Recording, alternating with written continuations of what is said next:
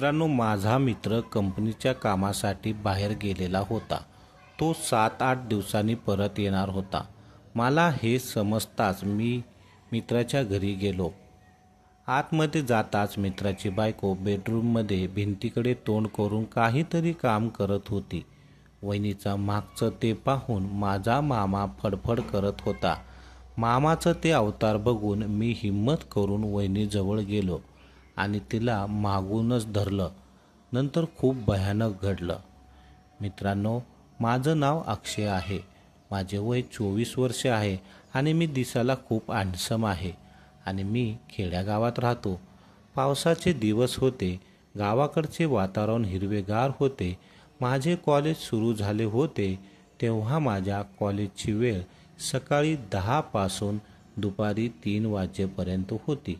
तेव्हा मी कॉलेजमधून घरी लवकर यायचो, कारण आमच्या घराच्या शेजारी माझा मित्र राहत होता आणि त्याचं लग्न झालं होतं आणि तो एका कंपनीमध्ये काम करत होता आणि त्याची बायको दिसायला खूपच सुंदर होती.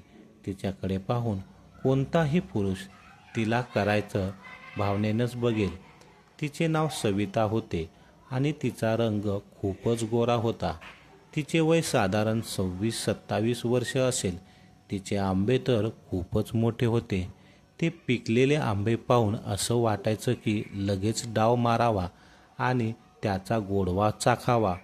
रोज मी मित्राच्या बायकोचे मोठे आंबे बघत होतो. या अगोदर कधीच त्यांना खाण्याची योग आला नाही.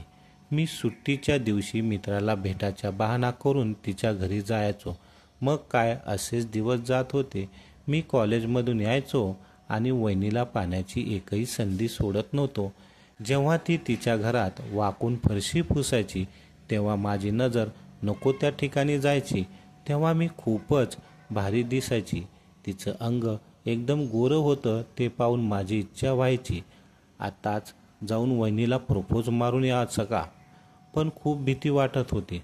थोड्याच दिवसावर माझी परीक्षा आली आणि मी अभ्यासात गुंग राहू लागलो. मग थोड्याच दिवसात परीक्षा संपली आणि एके दिवस ती माझ्या घरी आली. सविता मला म्हणाली, कुठे आहेस, आजकाल दिसत नाहीस तू. मी म्हणालो, काही नाही, परीक्षा चालू होती ना माझी, म्हणून मी जरा अभ्यासात व्यस्त होतो. 2-3 दिवस झाले असतील परीक्षा संपून. मी आता काही दिवस मोकळाच आहे. पण वहिनी काय म्हणत होता सांगा न. सविता म्हणाली, काही नाही रे, तू आजकाल संध्याकाळी आमच्या घरी ये, माझे तुझ्याशी काम आहे. मी म्हणालो, ठीक आहे वहिनी, मी येतो संध्याकाळी. मग एवढे बोलून ती निघून गेली. मग मी संध्याकाळी तिच्या घरी गेलो. त्यावेळी ती घरात एकटीच होती. मी विचारले, पवन कुठे गेला आहेत, घरात दिसत नाही. वहिनी म्हणाली, ते नोकरीच्या कामामुळे बाहेरगावी गेले आहेत, 1 आठवड्याने परत येतील. एवढे ऐकून माझ्या मनात लाडू फुटू लागले आणि मी खुश होऊन हसू लागलो. तिने मला विचारले की का हसत आहेस. मी म्हणालो, काही नाही, असेच हसत आहे. मग मी म्हणालो, वहिनी तुमचे माझ्याकडे काय काम होते. तर ती म्हणाली, मला उद्या शॉपिंग करायला जायचे आहे, तू फ्री आहेस का उद्या. मी म्हणालो, वहिनी मी आता 2-3 महिने फ्रीच आहे, तुम्हाला पाहिजेल तेव्हा फक्त एक आवाज द्या, मी आपल्या सेवेत हजर आहे. वहिनी हसली आणि मला म्हणाली, ठीक आहे बाबा, सगळे काम आता तुलाच करायचे आहेस. माझी वहिनी म्हणाली, उद्यापासून तयार राहा माझे कामे करायला. मी पण खुश होऊन वहिनीला म्हणालो, मी तयार आहे, तुम्ही फक्त हुकूम द्या. आणि मी वहिनी जोरजोरात हसू लागलो. वहिनी म्हणाली, उद्या 9 वाजता तू ये आमच्या घरी. मी हो म्हणालो आणि मग मी माझ्या घरी गेलो. मग मी दुसऱ्या दिवशी सकाळी फ्रेश होऊन तिच्या घरी गेलो आणि ती म्हणाली, आत ये. तेव्हा ती बाथरूममध्ये आंघोळ करत होती. ती आंघोळ करून बाहेर आली. ती खूपच सुंदर दिसत होती. तिने लाल रंगाचा ड्रेस घातला होता आणि मी एकटक तिला पाहतच राहिलो. ती म्हणाली, काय पाहत आहेस. मी म्हणालो, काही नाही वहिनी. वहिनी हसत म्हणाली, या अगोदर असे पाहिले नाही का मला. मी लाजून काही न बोलता म्हणालो, चला जाऊ आपण. आम्ही आमच्या बाईकने जाणार होतो. मी बाईकवर बसलो. वहिनी मला चिटकून बसली होती. वहिनी बाईकवर बसताच माझी हालचाल वाईट झाली होती. वहिनी तिची छाती माझ्या पाठीला स्पर्श करत होती आणि एका हाताने सोन्याशी खेळत होती. मला माहीत नव्हतं ती असे का करत आहे. मग आम्ही एका मोठ्या मॉलमध्ये गेलो. तिकडे गेल्यावर वहिनी म्हणाली, चल मूव्ही पाहायला जाऊ. मग आम्ही मूव्ही पाहायला गेलो. आम्ही तिकीट आणि चिप्स पाकिट घेतले आणि जागेवर जाऊन चिप्स खात मूव्ही बघत बसलो. मूव्हीमध्ये रोमॅन्टिक सीन आला आणि तिने तिचा एक हात माझ्या मांडीवर ठेवला. मला अगोदर वाटले की चुकून लाला असेल, पण नंतर तिने हात तसाच ठेवला आणि ती हळूहळू हात खाली माझ्या मामावर घेऊन लागली. मी तिच्याकडे पाहिले तर ती हसत होती. मग मी पण तिला प्रतिसाद देत होतो. मी रोज तिच्या घराचे आंबे पाहत होतो. ते आंबे हाताने पिकलेले आहेत की नाही हे पाहू लागलो. मी पण तिला नको नको तिथे स्पर्श करत होतो आणि मजा घेऊ लागलो होतो. आम्ही खूप मूडमध्ये आलो होतो. अर्धा मूव्ही पाहून झाले तर वहिनी म्हणाली, चल घरी जाऊ. मी म्हणालो, ठीक आहे. परत येताना वहिनी मामासोबत खेळू लागली होती. रस्त्यावर जोरदार पाऊस यायला लागला. मग आम्ही एका हॉटेलमध्ये जाऊन चहा घेतला. आम्ही टेबलवर चहा पियत बसलो होतो आणि वहिनी टेबलच्या खालून मामाला पाय मारत होती. मामा खूप तहानलेला होता. त्याला क्रिकेट खेळायची खूप इच्छा होत होती. मग थोड्या वेळाने पाऊस थोडा कमी झाला. मग आम्ही घराकडे निघालो. आम्ही तिच्या घरी पोचलो आणि ती पळत बेडरूममध्ये गेली. मी दरवाजा बंद केला आणि तिच्या बेडरूमकडे गेलो. माझा मित्र कंपनीच्या कामासाठी बाहेरगावी गेलेला होता. मग मी बेडरूममध्ये गेलो. वहिनी भिंतीकडे तोंड करून उभी होती.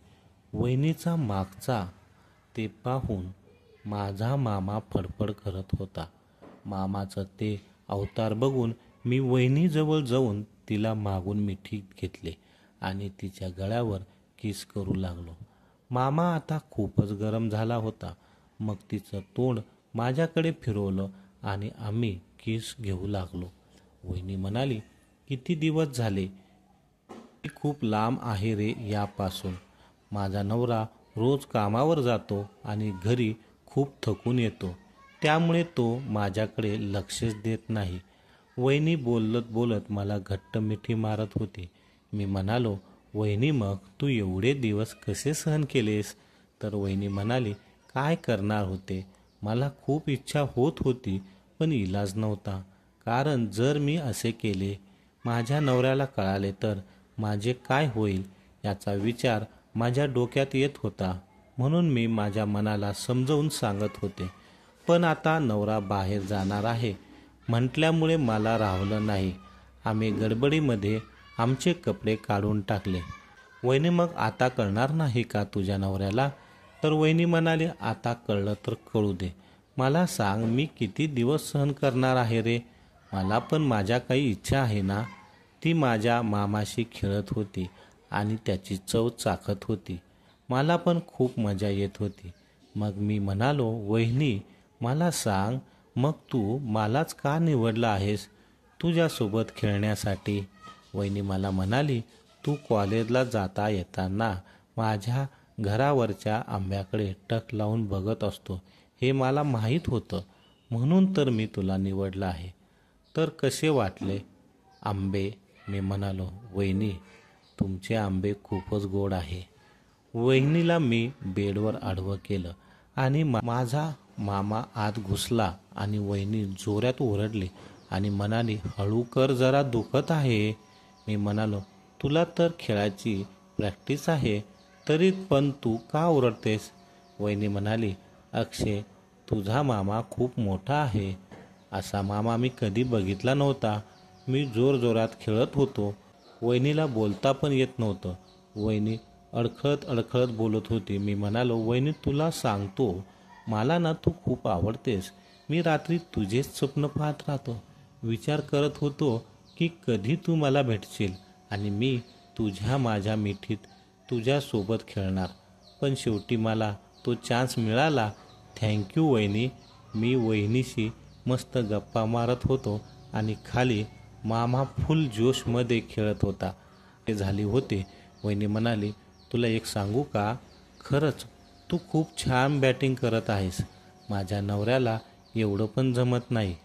मी म्हणालो, खरंच का वहिनी? पण मला हे रोज पाहिजे. वहिनी म्हणाली, तू माझ्या मटक्यातले पाणी पिले नाही.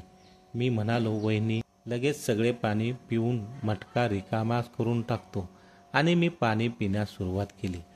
वहिनी म्हणाली, मला सांग, तुला एखादी गर्लफ्रेंड आहे की नाही? मी म्हणालो, तुला काय वाटतंय, असेल का मला गर्लफ्रेंड? वहिनी म्हणाली, काय सांगावं बाबा, तू दिसायला एवढा स्मार्ट आहे ना, तू लगेच पटवशील माझ्यापेक्षा दिसायला सुंदर असलेली. मी म्हणालो, वहिनी माझी पहिली गर्लफ्रेंड तूच आहेस आणि मी कॉलेज कुमार असूनसुद्धा तुझे स्वप्न पाहत असतो. मग विचार करा मी तुझ्यावर किती प्रेम करत असणार. वहिनी खुश झाली. आम्ही बोलता बोलता चौके छक्के मारू लागलो. थोड्याच वेळाने ग्राउंड पूर्णपणे पाण्याने भिजून गेलं. ओली चिंब झाली होती आणि मटका पाण्याने पूर्ण भरून उलटला होता.